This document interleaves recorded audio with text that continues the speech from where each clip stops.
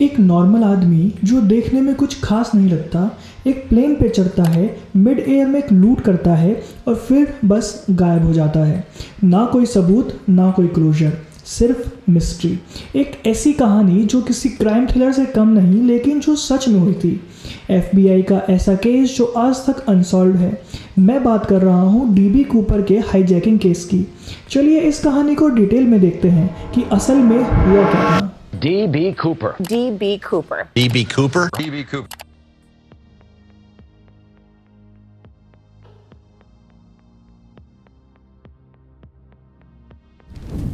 तो ये DB Cooper कौन था? 24 नवंबर 1971 को थैंक्सगिविंग से एक दिन पहले एक आदमी जो ऑलमोस्ट 40s एज में होगा, एक एवरेज लुकिंग आदमी जिसकी हाइट ऑलमोस्ट 6 फीट होगी, एयरपोर्ट पे एंटर होता है और पोर्टलैंड से सिएटल जा रही north west Orient airlines flight 305 का $20 का एक टिकट खरीदता है। ये एक क्विक ट्रिप थी। उस वक्त सिक्योरिटी इतनी टाइट नहीं होती थी, ना ही कोई ID चेक, ना ही सिक्योरिटी स्कैन्स। वो एक बिजनेस सूट पहने हुए था, डार्क सूट, वाइट शर्ट और ब्लैक टाई। उसने सनग्लासेस भी पहने हुए थे जो उसे दूसरों से थोड़ा अलग बनाते थे। उसने अपना नाम डैन कूपर बताया, लेकिन बाद में एक जर्नलिस्ट के गलत रिपोर्ट के चलते ये नाम DB कूपर हो गया और ये केस तब से इसी नाम से फेमस हो गया। अब यहाँ से चीज़ें इंटरेस्टिंग होने लगती हैं। जब प्लेन ने टेक ऑफ किया, कूपर ने फ्लाइट अटेंडेंट फ्लोरेंस शेफनर को अपने पास बुलाया और कैजुअली एक नोट दे दिया। पहले तो उसे लगा ये कोई अपना नंबर दे के फ्लर्ट कर रहा है, मगर कूपर ने इंसिस्ट किया कि वो उसे ओपन करे और पढ़े। उसमें लिखा था कि मेरे ब्रीफकेस में बॉम्ब है और अपना ब्रीफकेस खोल के दिखाया।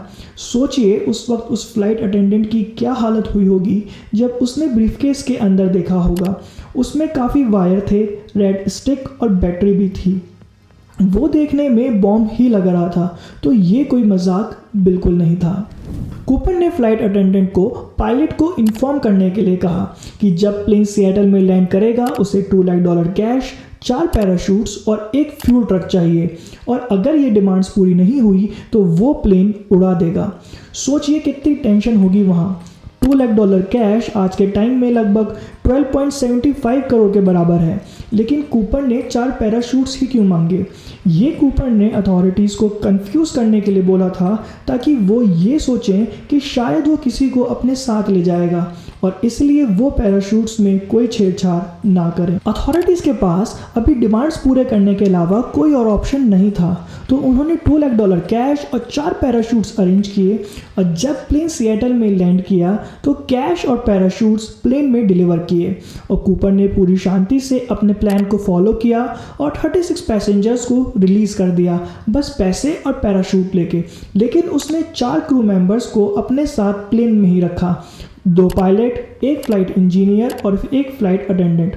आप सोच रहे होंगे कि ये स्टोरी यहीं ख़त्म हो जाएगी, लेकिन ये तो सिर्फ शुरुआत थी। जब प्लेन रिफ्यूल हो गया, कूपर ने पायलट्स को ऑर्डर दिया कि प्लेन को मैक्सिको सिटी की तरफ ले जाएं।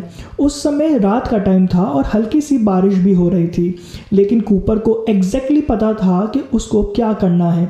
कूपर ने पायलट को प्लेन को 10,000 फीट्स के नीचे और 370 किलोमीटर्स पर आवर से कम की स्पीड पर उड़ाने को कहा। क्यों? क्योंकि उसे आसानी से प्लेन से जंप करना था। उसका कोई इरादा नहीं था कि वो मैक्सिको तक जाए। टेक ऑफ के 45 मिनट्स के बाद कूपर ने फ्लाइट अटेंडेंट को कॉकपिट में भेज दिया और अपना पैराशूट पहनने लगा और बैंक बैग जिसमें वो $20 बिल थे उसे अपने से बांध लिया। सिएटल और नवेडा के बीच कूपर ने वो किया जो किसी ने सोचा भी नहीं था। रात के 8 बज रहे थे। अंधेरे में उसने प्लेन के रेयर स्टेयर्स खोले और अपने साथ पैसे लेकर प्लेन से कूद गया और बस रात के अंधेरे में वो गायब हो गया। पता नहीं वो कहाँ लैंड किया या क्या हुआ। कूपर के प्लेन को फॉलो करने के लिए एयरफोर्स ने 2 जेट को तुरंत कूपर के प्लेन के पीछे लगाया, मगर कुछ फ़ायदा नहीं हुआ क्योंकि जेट्स इतनी कम स्पीड से प्लेन को फॉलो नहीं कर सकते थे, इसलिए सर्कल में घूम रहे थे और बारिश की वजह से विजिबिलिटी भी कम थी। मिलिट्री को हाईजैकिंग के कुछ दिन बाद बुलाया गया और लगभग 1000 ट्रूप्स ने सस्पेक्टेड जंप जोन को फुट और हेलीकॉप्टर से सर्च किया। जो प्लेन बोइंग 727 हाईजैकिंग में यूज़ हुआ था उसको ओशन के ऊपर उड़ाया गया और रियर स्टेयर्स को नीचे करके वजन गिराया गया ताकि ये पता चल सके कि कूपर ने कहां जंप किया। Super secret spy plane SR-71 को पूरी फ्लाइट पाथ की तस्वीरें लेने के लिए भेजा गया, लेकिन कूपर का कोई पता नहीं चला। अब आप सोच रहे होंगे ये बंदा तो प्रो निकला, मगर यहाँ से एक और ट्विस्ट है। FBI ने अपनी इन्वेस्टिगेशन के बाद ये सोचना शुरू किया कि शायद कूपर एक एक्सपीरियंस्ड स्काई डाइवर नहीं था। हाँ, उसको इतना तो पता था कि कौन से स्पेसिफिक पैराशूट्स मंगवाने चाहिए, लेकिन जिसमें उसने जंप किया उसकी कंडीशन बहुत ज़्यादा डेंजरस थी। ऊपर से उस रात हवा 321 किलोमीटर/आवर से भी ज़्यादा की स्पीड से चल रही थी, और जो पैराशूट उसने चूज़ किए थे वो ट्रेनिंग के लिए यूज़ होते थे, वो स्टेबल भी नहीं थे। ये तो तय था कि उसने एक रग्ड हेवीली वुडेड एरिया में जंप किया होगा, वो भी अंधेरे में, और वो भी एक सूट और लोफर्स पहने हुए। ये बिल्कुल भी सूटेबल गियर नहीं थे एक स्मूथ लैंडिंग के लिए।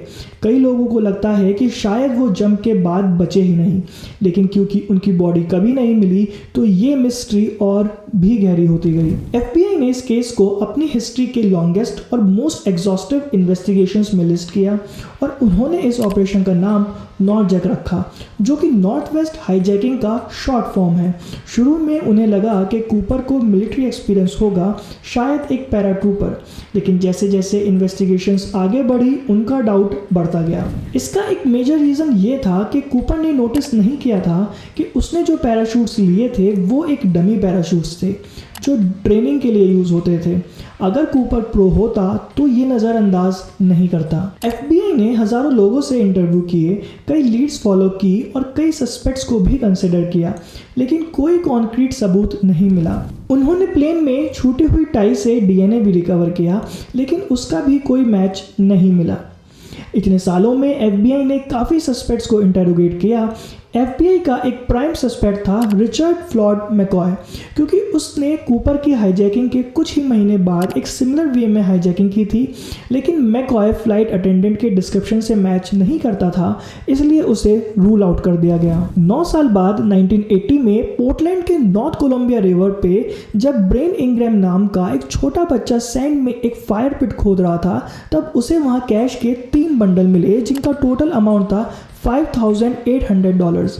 ये ज़मीन के कुछ इंचेस नीचे दबे हुए थे और इन नोट्स पे रबर बैंड भी थे। पुलिस ने इन नोट्स को कूपर के सीरियल नंबर से मैच किए और वो मैच हो गए। तो 1971 के बाद ये एक पहला सबूत था जो सामने आया। FBI ने बीच को अच्छे से सर्च किया और एनालाइज किया। कूपर हंटर्स ने भी रिवर को अच्छे से सर्च किया। फिर काफ़ी थ्योरी सामने आई कि जैसे ये वहाँ कैसे पहुँचे। क्या ये कूपर के जंप के बाद एक्सीडेंटली गिर गए या ये जानबूझकर छुपाए गए, मगर ये राज भी आज तक अनसॉल्व्ड है। सालों में कई लोगों का नाम सस्पेक्ट्स के तौर पे लिया गया।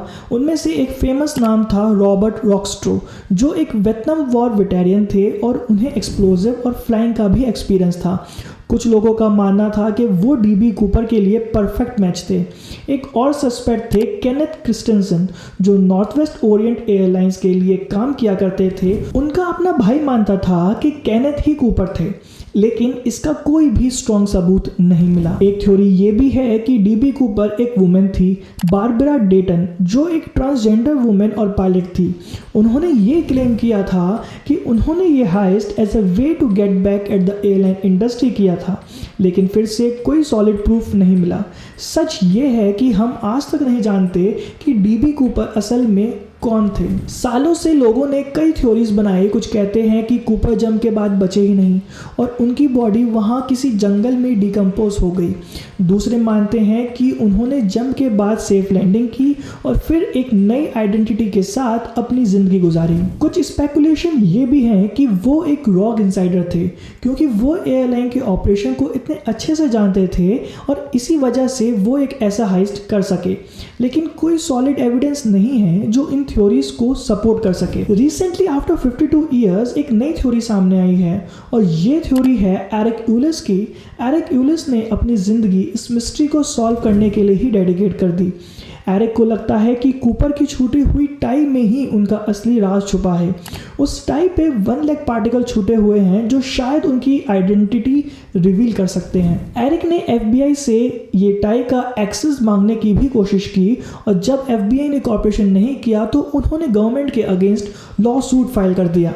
इस टाई के ऊपर जो पार्टिकल्स मिले उसमें से एक यूनिक पार्टिकल था जो स्टेनलेस स्टील और टाइटेनियम का कॉम्बिनेशन था। एरिक ने इस पार्टिकल को ट्रेस किया जो एक साइंटिफिक रिपोर्ट में मेंशन था और US पेटेंट इंफॉर्मेशन यूज करके क्रूसिबल स्टील और पेनिसिल्वेनिया तक पहुंच गए। एरिक ने बताया कि क्रूसिबल स्टील का हेडक्वार्टर्स पिट्सबर्ग में था और क्रूसिबल स्टील 1960s के टाइम बोइंग के एयरक्राफ्ट के लिए टाइटेनियम और स्टेनलेस स्टील का मेजर सप्लायर था और इस मेटल फैब्रिक शॉप के वर्कर्स पेनिसिल्वेनिया से सिएटल में बोइंग के हेडक्वार्टर्स तक रेगुलर बेसिस पे ट्रिप किया करते थे। ये कनेक्शन डीबी कूपर के इनसाइडर नॉलेज को और भी स्ट्रॉन्ग बनाता है। एरिक ने क्रूसिबल स्टील के हिस्टोरिकल रिकॉर्ड्स को गो थ्रू किया और एक स्पेसिफिक पर्सन ऑफ इंटरेस्ट तक पहुंच गए, एक टाइटेनियम रिसर्च इंजीनियर जो उस वक्त सिएटल में थे पर 2002 में उनकी डेथ हो गई। एरिक का कहना है कि ये आदमी एक स्ट्रॉन्ग लीड हो सकता है और मैं इसकी और इन्वेस्टिगेशन करूंगा। तो ये कहानी इतनी फैसिनेटिंग क्यों है? ये सिर्फ एक क्राइम के बारे में नहीं है, लेकिन ये कैसे पब्लिक इमेजिनेशन को कैप्चर करता है। डीबी कूपर एक फॉल्क हीरो बन गए, वो आदमी जो सिस्टम को आउटस्मार्ट करके बच कर निकल गया। कम से कम कहानी तो ऐसी ही है। मूवीज, बुक्स, टीवी शोज सब ने कूपर की कहानी से इंस्पिरेशन लिया। वो एक रिबेलियन का सिंबल बन गए, एक मिस्ट्री का फिगर, लेकिन दिन के आखिर में वो एक क्रिमिनल भी थे जिन्होंने काफ़ी जिंदगियों को खतरे में डाला और एक सिग्निफिकेंट अमाउंट ऑफ मनी चुरा के भाग गए। और ये मत भूलिए कि इस केस का एविएशन पर कितना बड़ा इम्पैक्ट पड़ा।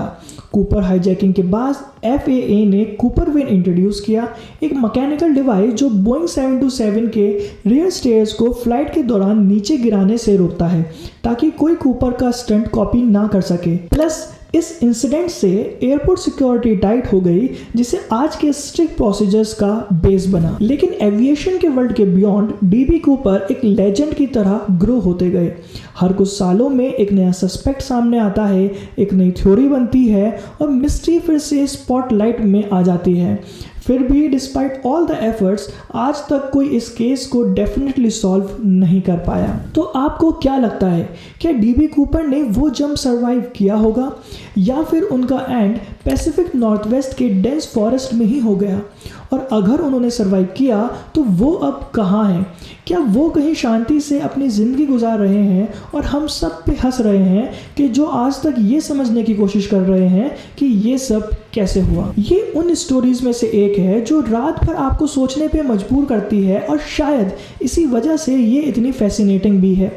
ये सिर्फ क्राइम के बारे में नहीं है, it's about the mystery, the possibilities और ये फैक्ट कि शायद हम कभी सच का पता नहीं लगा पाए। मुझे कमेंट्स में अपनी थॉट्स ज़रूर बताइए। क्या आपके पास आपकी कोई थ्योरी है?